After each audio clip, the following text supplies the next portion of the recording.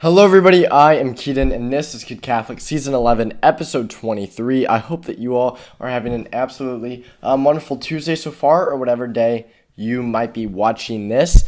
And guys, before we get into today's video, please click the red subscribe button down below. We are trying to reach 6,000 subscribers. And if you are already subscribed, sharing the video, the channel with your friends and family, texting it to them, making sure that they are subscribed to Kid Catholic, that would be greatly appreciated. Now, what I want to talk about today is a topic that I have kind of been avoiding for a little bit. I do want to preface this with saying that this might be one for an older audience. I normally preface that. Most of my videos are enjoyable and they can be viewed by younger audiences, but this one, like you're watching it as a family, maybe the parents watch it first, then decide if you will let your kids watch or not, because what I am going to be talking about in today's video is this idea of transgenderism, something that I haven't really gotten into on the channel. Not just that, but again, the use of different pronouns and how we as teenagers deal with that, as how we as Catholic teenagers, how do we remain Catholic but also not be rude in that circumstance, right, and stay true to our faith. And so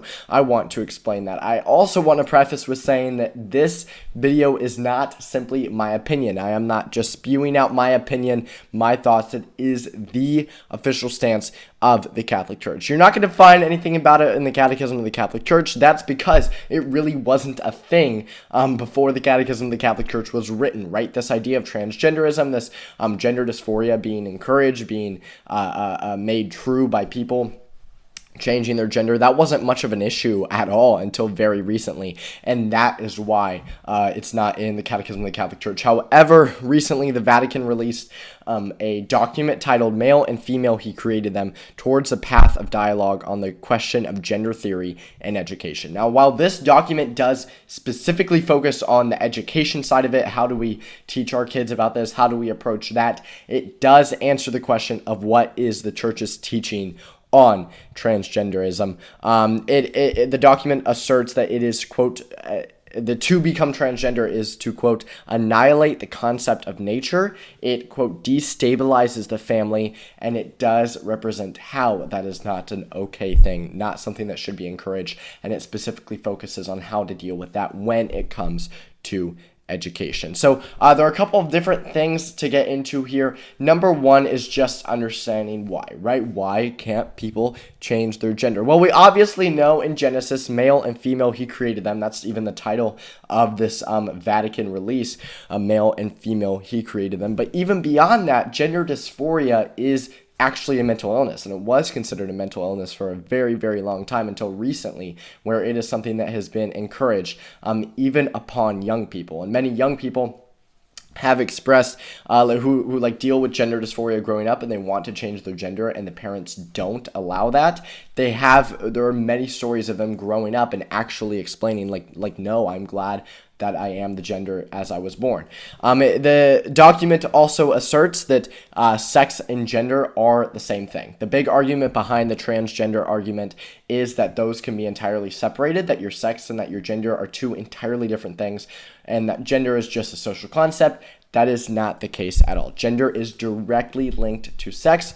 They're not something that can be separated. That doesn't make any sense. It's the same type of ideology. Now, when it comes to the issue of encouraging it in our society, we as Catholics, sometimes we have a tendency to not want to make people mad, right? And then that's understandable, right? We want to be loving, we want other people to like us, we don't want to step on any toes, and so as a result, oftentimes we don't say anything about it. In fact, in today's society, it's sad enough if we do say anything about it, we could even lose a job, right? Depending on where we work. So we don't want to say anything about it, and that's understandable. But that not saying anything about it leads to encouragement in society.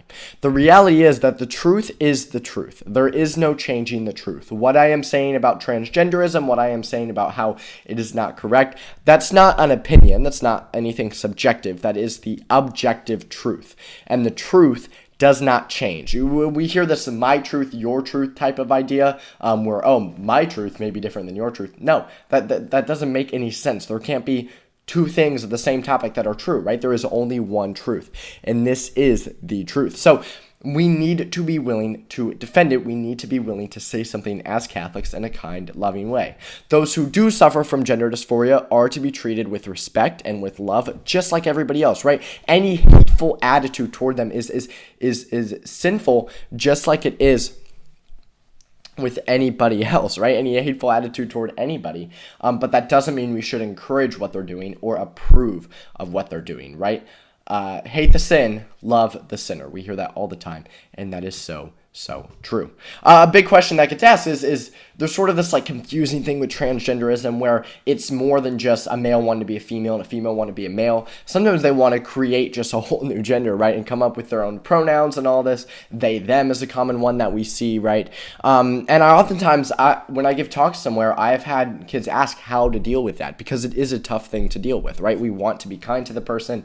We don't want to make them mad, but we also know that it's morally not right. How do we approach calling someone a different pronoun? The answer to that is actually quite simple. It's that we don't, right? We cannot call the person the pronoun which they wish to be called without, I mean, it goes against our morality. And anything that goes against our morality, what we know to be morally correct, is not a good thing. Right. And so I'm not saying that you have to go up to that person and be like, ha, him, like yell in their face, right, what their actual pronoun is, right, all this, get super upset.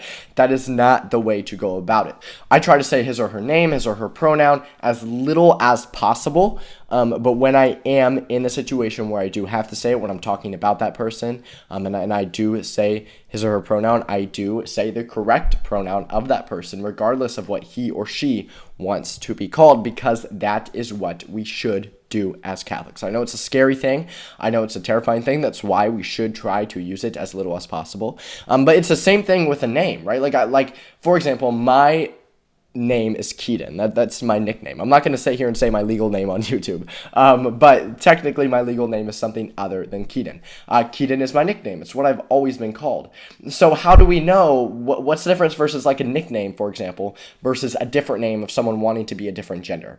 Well, I think we find that answer in it's what the name represents, right? For example, me, the name Keaton doesn't represent me wanting to be a different gender. That's my nickname. That's what I've always been called, right? Whereas someone who wants to be a different gender and he or she wants to be called that different name, that name represents that gender change, right? It's so much more than just a name change. And so if we start calling that person by that name, then we're encouraging it, then we're agreeing with it, then we're approving it. Even though we may not be intentionally doing so, that is what happening. That's what's happening. We're encouraging their name change. We're encouraging their gender change as a whole, which is not a good thing at all. It is not something that we should encourage. Again, I'm not saying we should be rude to these people. We should be aggressive to these people. We should be harmful to these people. We should bully these people. None of that. But the second we start to deny the truth so that we can get other people's approval, so that we can make other people's happy, that is when it becomes not right. That's when it becomes just morally wrong. So what do we do about it, right? What do we do about this idea of gender dysphoria? How do we approach this? Well, from a legal standpoint, all Catholics should firmly believe that any transgenderism should be illegal. I do. I believe that it should be 1,000% illegal, and it happening to children is disgusting also. But what are we to do for them, right? We can't go up and yell at them to change their gender. We can't force them to, right? What can we do for them? And just like everything in Catholicism, it comes back to prayer. The reality is what transgender people have, it is a mental illness. It's a mental illness. I mean, it just is. Scientifically, it is a mental illness. That's why their suicide rates are unfortunately so high, is because people with mental illnesses, people with severe mental illnesses, their suicide rates are high because they're mentally affected. They have a sickness in their head. That's just scientifically what it is. And so what we can do is pray for them, right? Pray for all people who suffer with gender dysphoria, because it is very difficult to go through, right? I could never imagine. It is a very difficult thing to endure, and it is something that the people who suffer from it need our prayers, and they need our help. And so oftentimes they're not going to want our help, right? If we hold this belief system, if we follow the truth, if we defend the truth, which is that you can't change your gender, you are the gender that you were born, male and female, he created them, then if we follow that truth, then oftentimes they're not going to want our help, and in which case there's nothing we can do except for pray for them and pray for those people who suffer with gender dysphoria. So next time we find ourselves sort of in that situation, whether at school or at work or just in our day-to-day life, whatever it might be, that there's someone we know who wants to be called a different pronoun, wants to be called a different name, we need to hold firm and not do so, not call them that different pronoun, not call them that different name, and not be aggressive toward them, treat them with respect, treat them with love them right, and pray for them. And that is ultimately how we do this and how each one of us can defend our faith. Because if we are to be true practicing Catholics, then we need to hold the beliefs of the Catholic Church. And these, plain and simple, are the beliefs of the Catholic Church. And if we're going to call ourselves a Catholic, we need to be willing to defend these beliefs and to stand for the truth. So, now that the topic is done, do y'all know what it's time for now? It's time for the Saint of the Week. And today's Saint of the Week is Saint Kyriakos Shavra.